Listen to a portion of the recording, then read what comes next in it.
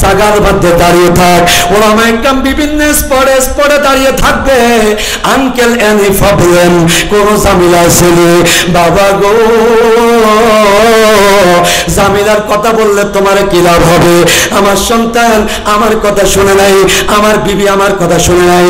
ওলামা একদম বলবে তোর সন্তান তোমার সঙ্গে নিমখারামি করেছে, আমরা নিমখারামি করব না। বাজান তুমি এই জায়গার মধ্যে দাঁড়াও, আমি আল্লাহ থেকে টোকন নিয়ে আসি, আল্লাহ থেকে অনুমতি প্রাপ্ত হলে আমি তোমাকে সঙ্গে নিয়ে জান্নাতে যাব। জোরে জোরে কান সুবহানাল্লাহ। বিশ্বনবী কয় কিয়ামতের মাঠে তিন ধরনের মানুষ আল্লাহ রাব্বুল আলামিনের দরবারে সুপারিশ করবে তিন ধরনের মানুষ।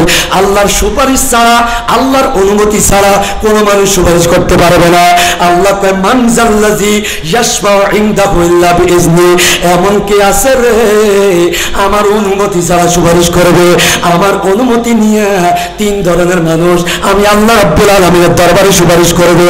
এক নম্বর সুপারিশ করবে সুপ্রিম কোর্টের আসামি যারা, এদের পক্ষে সুপারিশ করবে আল আম্বিয়া নবীরা।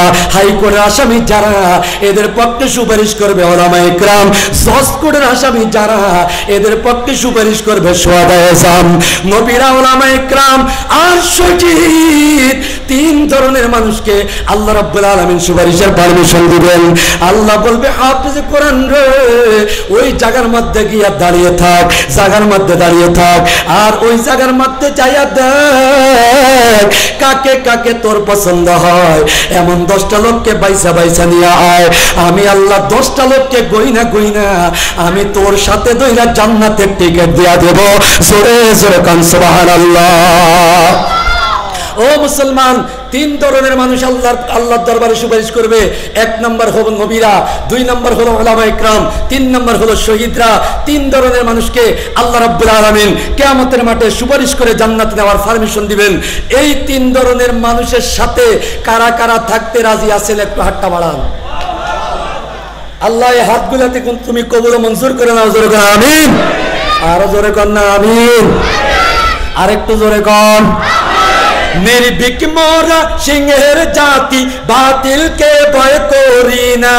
শারিয়ার কবি মুরগি সোরের বাংলায় জায়গা হবে না। শেখ আমিনের উত্তর সরি বাবুনগরের তাবেদার, শাহজালালের হাতিয়ার গর্জে ওঠে আরেকবার। গৌর গোবিন্দের ছেলা যত এই মুহূর্তে বাংলা সার, শাহজালালের হাতিয়ার গর্জে ওঠে আরেকবার। গৌর গোবিন্দের ছেলা হলো টাকলা মুরাজ্জা কুলাঙ্গার। টাকলা মুরাজ্জা বলে রাষ্ট্রধর্ম ইসলাম থাকবে না। আজকে রাষ্ট্রধর্ম ইসলাম ঠিক আছে, টাকলা 14 গোষ্ঠী বাংলাদেশে না। আরো যারা বলেন ঠিক কিনা? তাহলে আমার সাথে সবাই একটু কইেন, কেউ মুখটা বন্ধ রাখেন না, মুখটা খুলে সবাই কন শাহজালালের হাতিয়ার গর্জে ওঠে আরেকবার। গৌর গোবিন্দের ছেলা হলো নাস্তিক নিঝুম মজুমদার। টকশোর মধ্যে বসে বসে নাস্তিক নিঝুম মজুমদার আলেম ওলা মাদের নিয়ে করে বেড়ায় বিশুদ্ধার। কখনো সামনে পাইলে জোতা মারবো গালে তার। কথা বললে কেন? শাহজালালের হাতিয়ার গর্জে ওঠে আরেকবার। কন্যা শাহজালালের হাতিয়ার মুখটা খুলে বলো আরেকবার।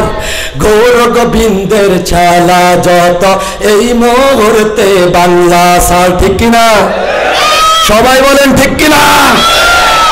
আরেক নাস্তিক আখতারুজ্জামান রঞ্জন সাবেক এমপি, এই বেয়াদবটা সরাসরি নবীর হাদিসের বিরোধী। তাই তো জুতার বাড়ি খাইল কিশোরগঞ্জের জনতার। এ কথা বললে কেন? আজকের আমাদের প্রধান বক্তা আরিফ বিন হাবিব, উনি কিশোরগঞ্জে একটা মাহফিল করতে গেছিল 2 বছর আগে।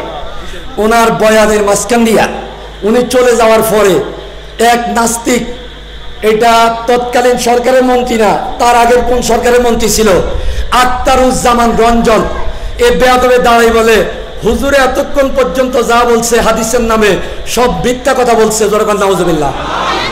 তোর তো ভাগ্য ভালা, তোর তো জুতা মারছে, এমন কাজ আমাদের এই মসজিদে কইরা দেখতে তোর কল্লা কেটে ফেলতো। কথা বলেন না কেন?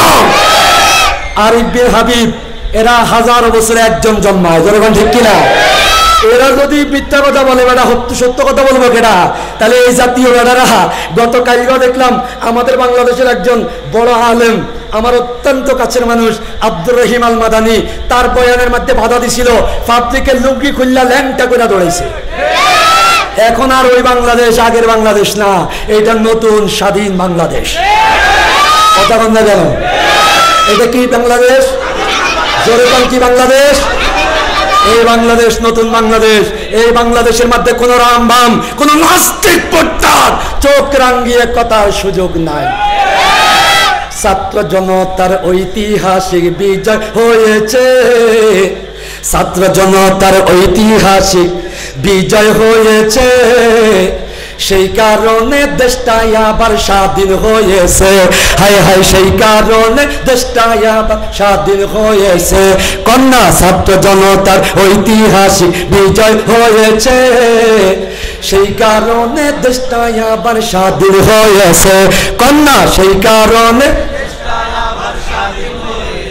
কথা কি বাস্তব? কথা কি বাস্তব? 52তে রফিক বরকত আমরা তো আর দেখিনি, আমরা দেখেছি মীর মুগ্ধের ভাই লাগবে কি পানি। মীর মুগ্ধ কেটা জানেননি? সরমনাই পীর সাহেবের ইসলামী আন্দোলনের একজন সক্রিয় কর্মী। জোরে বলেন আলহামদুলিল্লাহ। 52তে রফিক বরকত আমরা তো আর দেখিনি, আমরা দেখেছি মীর মুগ্ধের ভাই লাগবে কি পানি। তার সাহসিকতা আমাদেরকে পথ দেখিয়েছে, সেই কারণে স্বৈরাচারের পতন হয়েছে। বলো, সেই কারণে স্বৈরাচারের পতন হয়েছে। ছাত্র জনতার ঐতিহাসিক বিজয় হয়েছে, ছাত্র জনতার ঐতিহাসিক বিজয় হয়েছে, সেই কারণে স্বৈরাচারের পতন হয়েছে। বলেন, সেই কারণে আপনারা ভয় পাইতে আছেন? কি করেনি এই স্বৈরাচার গেল 17 বছরে, নজির বিহীন হত্যাকাণ্ড করলো